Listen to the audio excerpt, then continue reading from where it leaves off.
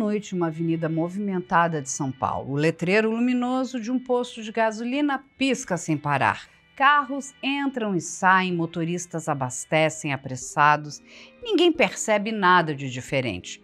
Mas o que parece rotina esconde um segredo explosivo. O combustível que entra no tanque de um carro pode ter mais metanol do que gasolina. E o dinheiro que sai das carteiras desses clientes pode estar alimentando não apenas a bomba do carro, mas a máquina financeira de uma das facções criminosas mais poderosas do planeta. Eu sou Carla Albuquerque, jornalista investigativa, e você está no IC News, o canal que entrega jornalismo de verdade, com coragem, profundidade e compromisso com a sociedade. Antes de mergulhar nessa investigação monumental, um pedido essencial. Curta esse vídeo, se inscreva no canal, ative o sininho e torne-se membro para apoiar o jornalismo investigativo independente.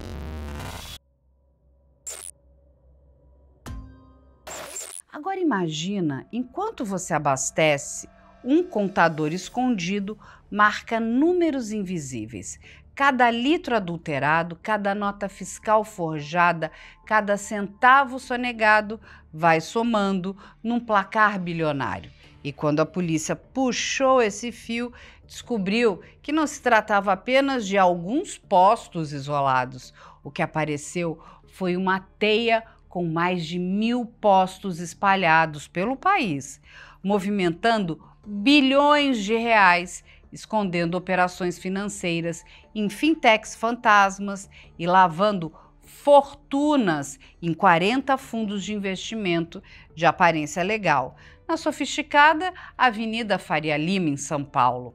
Um esquema tão sofisticado que parecia indestrutível. Segundo o inquérito da Receita Federal e do Ministério Público, entre 2020 e 2024, a organização criminosa movimentou 52 bilhões de reais, mas pagou apenas uma fração em tributos, o que significa que a cada litro adulterado não era apenas o seu motor que estava em risco, era o seu imposto que desaparecia, era a escola do seu bairro que deixava de receber verba, era o hospital público que continuava sem remédios. A sonegação fiscal não é um crime abstrato, ela corrói silenciosamente a vida de todos nós. E no topo desse castelo de cartas estavam nomes que até pouco tempo eram quase desconhecidos do grande público.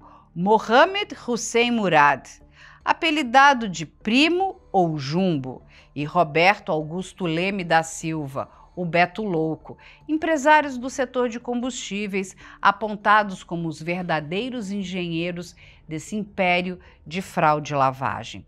Segundo a investigação, eles controlavam não apenas postos, mas distribuidoras, usinas, transportadoras e até terminais portuários. Uma integração vertical perfeita, só que erguida sobre a base do crime. O mais impressionante é que, ao mesmo tempo em que esses nomes negociavam contratos milionários na Faria Lima e ampliavam seu patrimônio com fazendas e mansões, consumidores comuns reclamavam de gasolina que fazia o carro beber demais, de bombas que pareciam entregar menos do que mostravam, de preços que não fechavam a conta. O que parecia azar individual era, na verdade, sintoma de uma engrenagem nacional. No dia 28 de agosto de 2025, mais de 1.400 agentes saíram às ruas em 8 estados brasileiros para cumprir mais de 350 mandados. A chamada Operação Carbono Oculto é descrita pelas autoridades como a maior operação contra o crime organizado da história do Brasil. E não por acaso, ela atacou não apenas a ponta visível da facção criminosa, mas o coração financeiro que alimentava todas as outras atividades, incluindo o tráfico de drogas. Segundo as autoridades, só em São Paulo a dívida acumulada deste grupo com o ICMS chegava a mais de 9,5 bilhões de reais. No Rio de Janeiro, eram outros 10 bilhões de reais. Juntas, cifras que superam os 20 bilhões de reais. Isso coloca os acusados no topo da lista dos maiores devedores de tributos do país. E o mais intrigante? Muitos desses nomes já haviam aparecido em operações anteriores, como a Cassiopeia e a Rei do Crime. Eles não estavam escondidos, não eram anônimos, apenas continuaram operando, abrindo novas empresas, usando novos laranjas, explorando brechas legais. Se engana quem pensa que a fraude revelada pela Operação Carbono Oculto se resumia a meia dúzia de postos adulterando gasolina na calada da noite. O que a Receita Federal, o GAECO e a Polícia Federal descobriram foi uma cadeia completamente controlada pelo crime organizado, do navio que trazia produtos químicos importados até os fundos de investimento que transformavam dinheiro sujo em patrimônio de luxo. Não havia ponta solta. O esquema era pensado como uma engrenagem de múltiplos braços, cada um com uma função específica: importar, adulterar, distribuir, transportar, vender, registrar notas frias, movimentar em fintechs e blindar em fundos. A primeira etapa estava na importação de insumos químicos. Empresas de fachada ligadas ao grupo compravam volumes astronômicos de nafta e metanol, oficialmente para uso industrial, mas que, segundo os autos, tinham um destino certo: a adulteração de combustíveis. O metanol, substância tóxica e proibida em proporções acima de 0,5%, entravam em containers com documentação regular, mas ao chegar ao Brasil, era desviado para formuladores controladas pelo grupo, como a Copap, já investigada em operações anteriores. Ali o metanol era misturado em níveis que chegavam a 90% do conteúdo final. Dessa adulteração saía a gasolina barata, que seguia para a segunda fase, a distribuição. A Aster, empresa apontada como central desse elo, figurava como distribuidora que abastecia centenas de postos, mesmo depois de ter sua licença cassada pela ANP, Agência Nacional do Petróleo. O truque era velho e eficiente. Fechava-se um CNPJ, abria-se o outro em nome de laranjas. O resultado era uma rede de distribuição que nunca parava, apesar das sanções. A terceira etapa era a rede de postos de combustível. E aqui a amplitude é o que impressiona. A investigação identificou mais de 1.000 postos ligados ao esquema, espalhados em vários estados. O quarto braço do esquema era a logística. Segundo o inquérito, o grupo mantinha uma frota de mais de 1.600 caminhões-tanque, além de controlar terminais portuários como o Telog e o Rio Log. A logística própria permitia reduzir a chance de fiscalização externa e manter rotas sob controle total. Não era apenas transporte, era um escudo contra olhares curiosos. Junto disso, 4 usinas de álcool estavam sob o domínio direto do grupo e havia participação em mais 2. Essa verticalização reduzia custos e ampliava a blindagem. Com o combustível adulterado circulando, entrava em cena o braço contábil. Distribuidoras emitiam notas fiscais eletrônicas para postos fantasmas, justificando vendas que nunca existiram. O cruzamento feito pela Receita mostrou o abismo. Empresas que compravam milhões de litros, mas não registravam consumo de energia compatível, não contratavam funcionários e não tinham movimentação em cartões de crédito. Eram esqueletos de papel criados apenas para alimentar a engrenagem fraudulenta. Imagine abrir o tanque do carro, sentir o cheiro característico da gasolina e acreditar que está pagando por aquilo que o posto anuncia. Agora descubra que boa parte daquele líquido é, na verdade, metanol industrial, um solvente tóxico, barato e proibido acima de traços ínfimos. O metanol não é um combustível automotivo comum. Ele é usado em processos industriais. Pode causar danos sérios ao motor, aumentar riscos de explosão e até representar perigo à saúde humana, em caso de inalação ou contato direto. A legislação brasileira permite apenas até 0,5% de metanol na gasolina, como resíduo de produção. Mas o esquema usava quantidades dezenas de vezes acima desse limite. Para os investigados, era uma fórmula simples. Quanto mais metanol, menor o custo, maior o lucro. O consumidor que arcasse com o preço real, tanto no bolso quanto no risco mecânico. E como essa adulteração se escondia? A resposta está na matemática das notas fiscais. A Receita Federal detectou que 140 postos cadastrados não realizaram qualquer venda real entre 2020 e 2024. Nenhum cliente, nenhum litro abastecido. Mas, paradoxalmente, esses postos fantasmas receberam 2 bilhões de reais em notas fiscais de combustíveis no mesmo período. Ou seja, os papéis diziam que eles compravam volumes imensos de gasolina e diesel, mas na prática nada aconteceu. Essa engenharia contábil tinha função dupla: justificar a movimentação do combustível adulterado e criar lastro para a circulação de dinheiro de origem ilícita. Esse tipo de fraude não é nova, mas o que impressiona os investigadores foi a escala.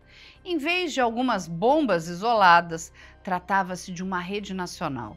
Distribuidoras ligadas ao grupo emitiam notas frias. Essas notas eram recebidas por postos de fachada e daí surgiu um fluxo contábil aparentemente legítimo. Na superfície, tudo parecia correto. A nota fiscal existia, os impostos eram parcialmente declarados, os registros constavam nos sistemas, mas quando se cruzava com a realidade, consumo de energia, número de clientes, litros efetivamente comercializados, a farsa ficava clara. Os donos de postos legítimos também eram vítimas. Competir com redes que vendiam gasolina adulterada e mais barata era quase impossível. Muitos empresários sérios viram suas margens evaporarem, alguns fecharam as portas. Isso mostra que a fraude não é apenas um ataque ao Estado, mas também ao mercado honesto. O criminoso rouba de 3 lados: do consumidor, do concorrente direto e da sociedade que financia serviços públicos. O mecanismo das notas frias e da adulteração em escala nacional mostra um ponto essencial: o crime organizado já não opera apenas na sombra da violência. Ele aprendeu a usar ferramentas contábeis, softwares de emissão de nota fiscal, brechas nos sistemas de fiscalização. O PCC, no caso da Operação Carbono Oculto, não estava apenas nos presídios ou nas ruas, estava infiltrado nos escritórios, nas planilhas, nos registros eletrônicos. Quando a Receita Federal abriu os relatórios financeiros das empresas investigadas na Operação Carbono Oculto, encontrou algo que parecia ficção: uma fintech de pagamentos movimentando bilhões de reais como se fosse um banco clandestino, mas sem cumprir as mesmas regras de um banco. Essa engrenagem, descrita pelos auditores como conta-bolsão, se tornou o coração invisível da lavagem de dinheiro. Para o público em geral, uma fintech de pagamentos é apenas um aplicativo no celular, usado para transferir dinheiro, pagar contas, facilitar o dia a dia. Mas nas mãos do crime organizado, ela virou uma ferramenta perfeita para esconder a origem ilícita dos recursos. Entre 2020 e 2024, só uma dessas empresas, apelidada de BK Bank, movimentou cerca de 17,7 bilhões de reais em operações consideradas suspeitas. Outras fintechs menores, ligadas a esse mesmo ecossistema, somaram mais de 46 bilhões de reais. O truque era engenhoso. Em vez de abrir uma conta separada para cada cliente, como manda o manual, a fintech usava uma única conta gigantesca em um banco tradicional. Todos os depósitos, transferências e pagamentos iam para esse saco coletivo. O resultado? Quando alguém tentava rastrear uma operação, encontrava apenas um número de conta com milhões de transações misturadas. Quem pagou, quem recebeu, quem era o verdadeiro dono do dinheiro? Tudo se dissolvia nesse caldeirão financeiro. Mais grave, milhares de depósitos em dinheiro vivo foram identificados em 2022 e 2023. Foram mais de 10,9 mil depósitos em espécie, totalizando 61 milhões de reais. Dinheiro vivo entrando diretamente em uma fintech sem qualquer justificativa plausível. Para o crime, era o sonho realizado. Esvaziar malotes de notas em pequenos aportes, fracionar depósitos para não acender alertas e transformar milhões em saldo digital pronto para circular sem deixar cheiro. E aqui entra a parte mais chocante. As fintechs não eram obrigadas a prestar as mesmas informações que os bancos. Enquanto os bancos precisam reportar movimentações suspeitas para a Receita Federal e para o COAF, essas instituições de pagamento viviam numa zona cinzenta. Em 2024, uma norma chegou a igualar as obrigações, mas foi revogada meses depois, após uma onda de fake news sobre imposto no Pix. Resultado, o crime organizado aproveitou a brecha para operar sem holofotes. Só agora, depois da Carbono Oculto, a Receita anunciou que voltará a exigir relatórios completos, deixando claro que não se trata de novo tributo, mas de fiscalização. Quando a Receita Federal e a Polícia Federal chegaram à etapa final do rastreamento do dinheiro na Operação Carbono Oculto, o cenário foi de assombro. Mais de 40 fundos de investimento exclusivos funcionavam como cofres blindados para a lavagem. Esse era o véu que escondia bilhões e dava à facção criminosa aparência de respeitabilidade. Os fundos exclusivos não são ilegais. Criados para grandes patrimônios, permitem que uma única família ou indivíduo concentre ativos financeiros, imóveis e participações em empresas num só veículo. O problema é quando esse instrumento se torna o último refúgio do crime organizado. Segundo os autos, os investigados usavam fundos com cotista único, que na prática era outro fundo, gerando uma cadeia em cascata que dificultava ao máximo a identificação do beneficiário final. Essa arquitetura labiríntica permitia ocultar 30 bilhões de reais em ativos. Entre os bens registrados nesses fundos estavam fazendas avaliadas em 31 milhões de reais, uma mansão de 13 milhões de reais em Trancoso, além de 4 usinas de álcool, participação em outras 2, um terminal portuário estratégico e uma frota de mais de 1.600 caminhões-tanque. Vistos de fora, eram investimentos robustos, dignos de qualquer grande player do mercado. Mas a origem do dinheiro vinha de gasolina adulterada, postos fantasmas e tributos sonegados. A Faria Lima, coração financeiro do país, foi alvo direto. 42 mandados cumpridos em gestoras e fundos de investimento. Para o mercado foi um choque. Era como se a avenida símbolo da sofisticação financeira tivesse sido atravessada por um rio de combustível adulterado.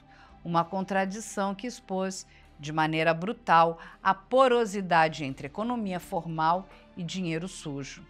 E aí surgem novidades recentes. Em setembro de 2025, a imprensa revelou que 15 fundos administrados pela Trustee e pela Banvox podem ser liquidados após a renúncia das administradoras. Assembleias Gerais Extraordinárias estão marcadas entre 11 e 15 de setembro para decidir se nomeiam substitutos ou encerram definitivamente os veículos. Se liquidados, os ativos voltam à mão direta dos cotistas, o que pode abrir brecha para novas tentativas de blindagem. Segundo especialistas, a renúncia foi uma forma das administradoras se afastarem de riscos reputacionais e de compliance, já que as suspeitas de lavagem atingiram em cheio a confiança do mercado. Essa renúncia evidencia algo pouco falado. A operação não atingiu apenas os criminosos, mas também abalou a credibilidade do sistema financeiro. Quando administradoras renomadas largam fundos no meio do caminho, o recado é claro. O risco de contaminação é real e o setor precisa rever seus mecanismos de controle. Na manhã de 28 de agosto de 2025, o Brasil assistiu a uma cena rara. Receita Federal, Polícia Federal, Ministério Público e órgãos reguladores atuando como uma engrenagem única, em sincronia quase perfeita. Mais de 1.400 agentes foram às ruas em 8 estados, cumprindo centenas de mandados. Não era apenas mais uma operação, era a demonstração de que quando o Estado se articula, a sensação de impunidade dos criminosos começa a tremer. Tudo começou com cruzamentos da Receita Federal. Auditores perceberam contradições gritantes. Postos que compravam milhões de litros e não vendiam nada. Distribuidoras com faturamento bilionário e recolhimento mínimo de tributos. Empresas importando volumes gigantes de metanol sem justificar uso industrial. A partir daí, o GAECO entrou em cena, investigando os vínculos entre empresários, operadores financeiros e o PCC. A Polícia Federal trouxe a força de campo. Foram interceptações, monitoramento de depósitos em espécie, rastreamento de caminhões-tanque, acompanhamento de rotas e execução de mandados. Um dos presos, inclusive, foi encontrado escondido em uma lancha em Bombinhas, Santa Catarina. Mas nem todos os alvos foram capturados. Das 14 prisões preventivas decretadas, apenas 6 foram cumpridas. 8 investigados seguem foragidos e a Polícia Federal apura se houve vazamento de informações que permitiu a fuga. Esse dado expõe que, mesmo quando a máquina estadual atua, a engrenagem do crime ainda encontra brechas. A Agência Nacional de Petróleo também desempenhou papel central. Licenças de distribuidoras já haviam sido cassadas em 2024, mas o grupo criava novos CNPJs para seguir operando. As secretarias de Fazenda estaduais se debruçaram sobre o ICMS não pago. Só em São Paulo, mais de 9,5 bilhões de reais devidos. No Rio de Janeiro, 10,8 bilhões de reais. Valores tão altos que colocam investigados no topo da lista dos maiores devedores do país. E os números oficiais da própria operação impressionam. Segundo o Ministério da Justiça, somando a Carbono Oculto, as operações Quasar e Tank, foram cumpridos mais de 400 mandados judiciais, com 3,2 bilhões de reais em bens bloqueados. É a maior ofensiva já registrada contra esquemas bilionários de lavagem e fraude no setor de combustíveis. Nos bastidores políticos, a reação foi imediata.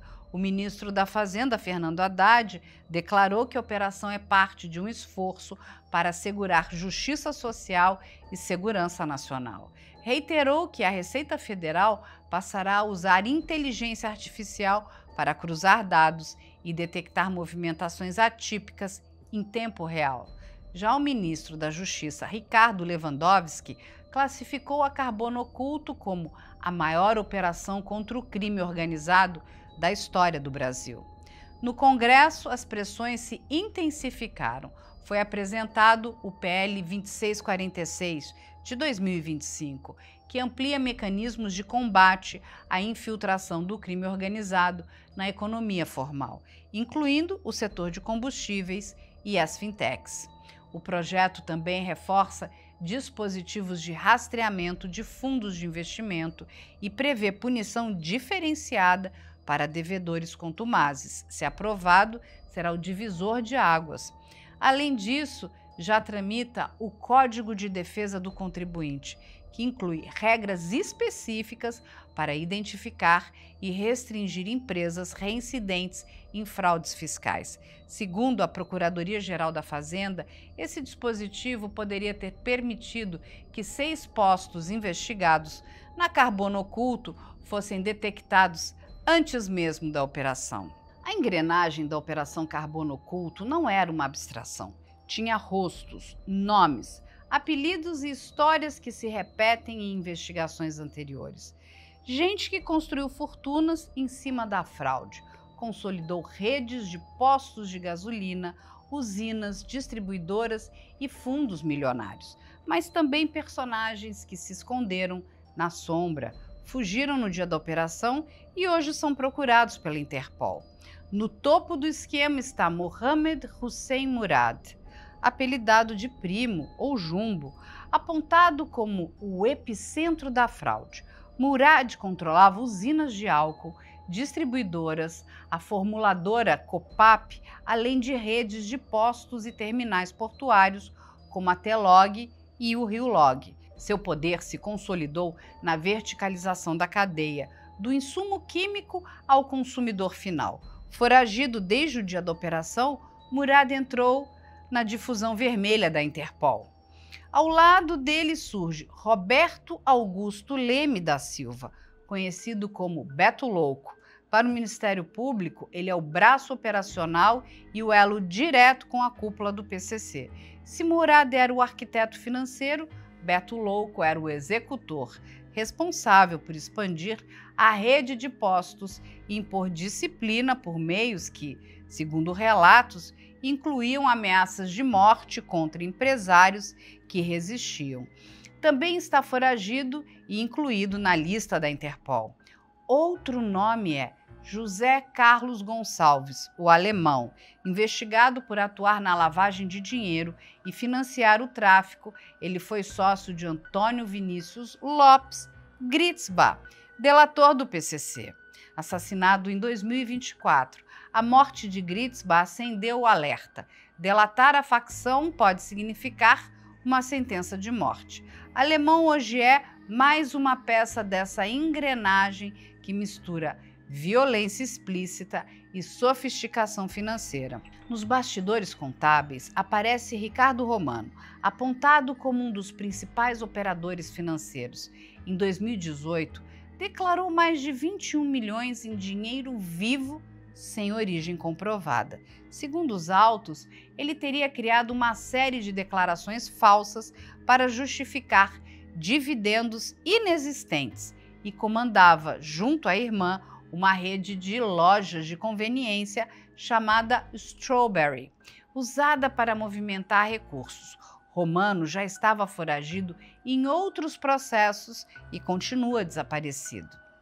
Há ainda Daniel Dias Lopes, casado com Miriam Faveiro Lopes, condenado por tráfico internacional de drogas.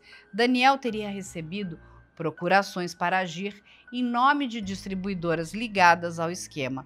Ele e Miriam também estão entre os nomes incluídos na lista de procurados da Interpol. A presença de alguém já condenado por tráfico no coração da fraude mostra como o PCC fundiu os dois mundos, o da droga e o do combustível adulterado. A investigação trouxe à tona ainda dezenas de laranjas e familiares, empresas abertas em nomes de irmãos, primos e até companheiras serviam para manter a engrenagem ativa mesmo após cassações e fiscalizações. Um dado novo escancarou a vulnerabilidade da operação. Dos 14 mandados de prisão preventiva, apenas 6 foram cumpridos.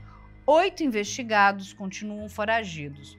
o número de fugitivos levantou suspeitas de vazamento de informações. Segundo fontes da Polícia Federal, há indícios de que alguns alvos foram alertados antes da deflagração, o que explicaria fugas rápidas e desaparecimentos estratégicos. A Polícia Federal abriu apuração para entender se houve quebra de sigilo. Esse episódio mostra que a guerra não é apenas contra os criminosos, mas também contra possíveis infiltrações e vazamentos dentro do próprio sistema. O que a Carbono Oculto deixou claro é que sonegação em larga escala não é falha administrativa, é crime organizado e só será enfrentada quando o Brasil decidir tratar esse rombo como questão de segurança nacional, não apenas de arrecadação. Até lá, a conta continua chegando para você. A Operação Carbono Oculto não foi apenas mais uma batida policial, foi um raio-x que mostrou como o Brasil ainda permite que a esperteza se confunda com o crime e como a omissão do Estado abre espaço para que facções criminosas se transvistam de empresários sofisticados. Relembremos os pontos centrais dessa investigação. Uma cadeia de combustíveis capturada de ponta a ponta, do insumo químico importado ao posto da esquina. A adulteração massiva com metanol, notas frias e 140 postos fantasmas que movimentaram bilhões sem vender uma gota. Fintechs operando como bancos paralelos, apagando rastros com contas bolsão e milhares de depósitos em espécie. Mais de 40 fundos exclusivos blindando 30 bilhões de reais em patrimônio, mansões, usinas, terminais e caminhões. Líderes foragidos como Murad e Beto Louco já incluídos na difusão vermelha da Interpol e 8 investigados que escaparam da prisão preventiva, levantando suspeitas de vazamento de informações. Consequências no mercado financeiro com a renúncia de gestoras como a Trustee e a Benvox, que deixaram 15 fundos à beira da liquidação.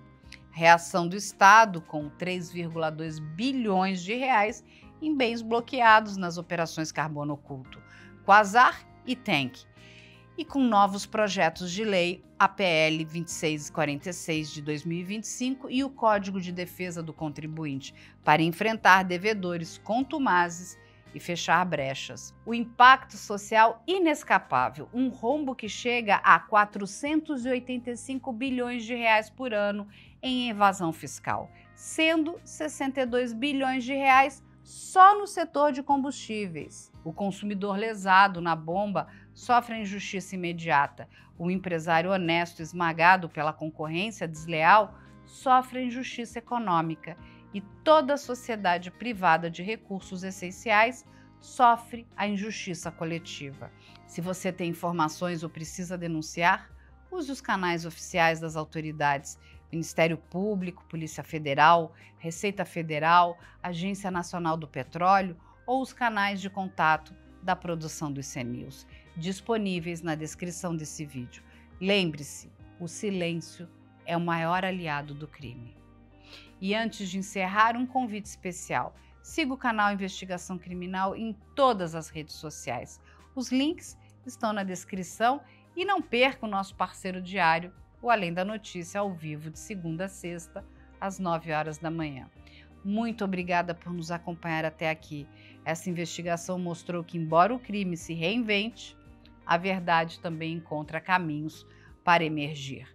Nós esperamos você para uma nova investigação no próximo ICNews.